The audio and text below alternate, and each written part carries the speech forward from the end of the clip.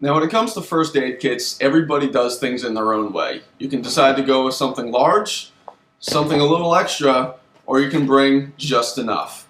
Why don't we go over what's in my first aid kit and you can decide for yourself.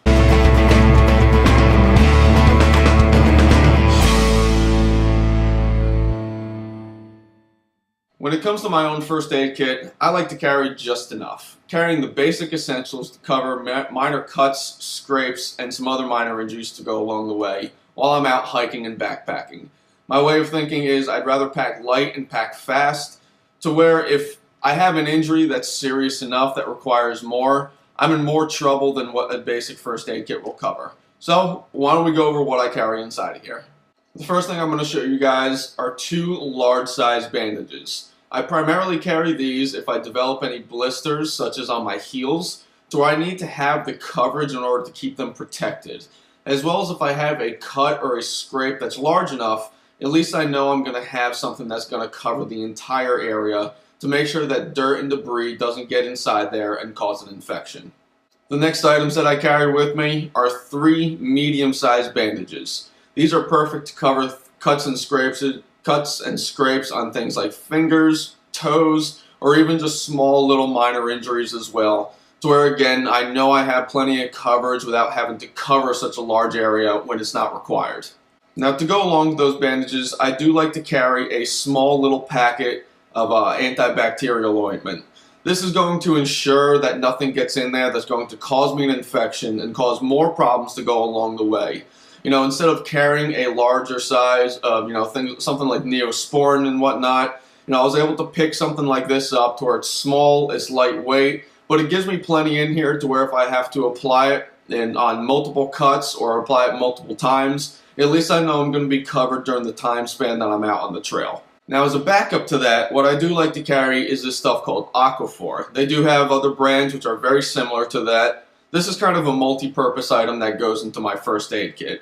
It can be used for cuts, scrapes, burns as well. It can also double as chapstick, or if I have areas of friction that cause chafing and things like that, I'm able to apply this to give it some lubrication and some relief.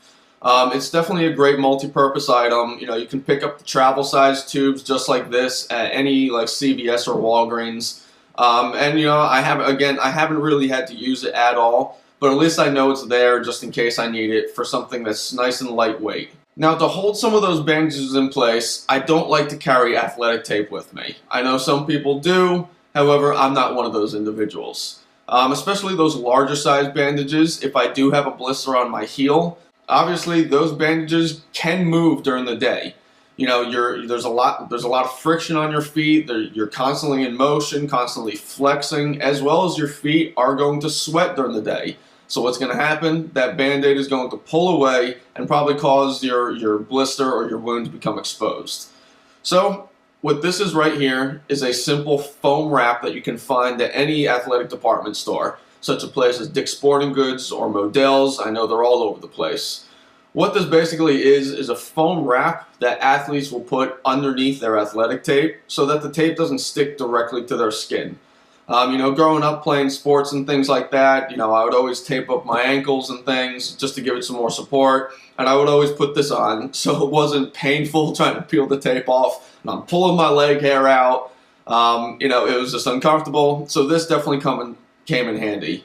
It's extremely lightweight. I have probably about 20 feet wrapped up in here, so you can see how small it's going to be.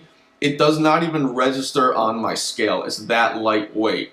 So instead of bringing a heavy-duty roll of athletic tape, which will add a few ounces to your pack, this is something that's a great substitute that's extremely lightweight and still will get the job done for you. Now, if I do have to tape it down, like I said before, I don't bring athletic tape. Certainly, I can just use duct tape for the time being. I haven't had to use any of the large bandages. In fact, I haven't had to use anything inside my first aid kit, which is a good thing. It means I'm just taking some extra precaution. Keeping myself aware of my surroundings and always being careful and erring on the side of caution. Now, something extra that I do carry in my first aid kit are these little pain-relieving patch kits. These are by Salon Paws. I think they're really fantastic. I know there's other different brands out there. I saw these, I heard some good reviews on them, so I figured I'd pick them up. Now, I do have back problems on occasion from carrying a backpack all day. There's certain times where my back just tightens up on me. So to help relieve some of that muscle tension, relieve any pain in my joints or in other leg muscles or whatever the case may be, these really do come in handy. I have used them a few times before, and I'm so thankful that I actually had them in my first aid kit. So I carry 2 of these each. However, there's 2 sticky pads on both of these. So I have 4 of them for something that's, again, nice and small and nice and lightweight. So if you're someone who has back problems, has joint problems, always has to deal with muscle aches and things like that, especially for you thru hikers, it's just something you're going to have to get used to. These might be good to pick up and pop into your first aid kit for something that's inexpensive, but is going to definitely give you some temporary relief. Now, some other essentials that I keep with me that I don't necessarily keep in my first aid kit, but they are kind of in the first aid category a little bit. Got just a simple container right here filled with Aleve and Motrin. I both have a pain reliever and also an anti-inflammatory in there. I've used these before. Again, I do have back problems. So there are times where, I'll take a couple Aleve or a couple Motrin, especially at the end of a long day. Just so, one, I can sleep a little bit better, and as well I feel a little bit more comfortable doing some of those long distance miles. So my back isn't so excruciating that it causes me to basically stop on a consistent basis and try and stretch out. You can stretch all you want, but at the end of the day, you still have to carry that weight on your back. So if I can have something that's going to give me some temporary relief till I can get to camp, actually take my pack off for a prolonged period of time, and properly stretch, I'd rather have it than not. And last but not least, an essential item that should be in everybody's backpack, everybody's first aid kit, a good old bottle of Purell. This is just a small, tiny little bottle. I buy the bigger containers that I just keep on refilling it with. Again, something that's antibacterial, help you clean up certain wounds and things like that as well. And of course, to wash your hands before you eat. Certainly you're out in the dirt. There's germs and other things floating around, especially, if you're in contact with some other backpackers who might have a cold or something. This definitely goes a long way. I use it on a consistent basis while I'm out on the trail. It also doubles as a good fire starter for me as well. It does contain alcohol, so I'm not going to touch on how I use it as a fire starter today. That'll be for another episode. But for today's purposes, first aid wise, this is what I do carry with me. Again, I go and buy just a small bottle with me and then buy a larger container so I can just keep on refilling it. So as you can see, those items fit into just a tiny, tiny Ziploc bag for myself.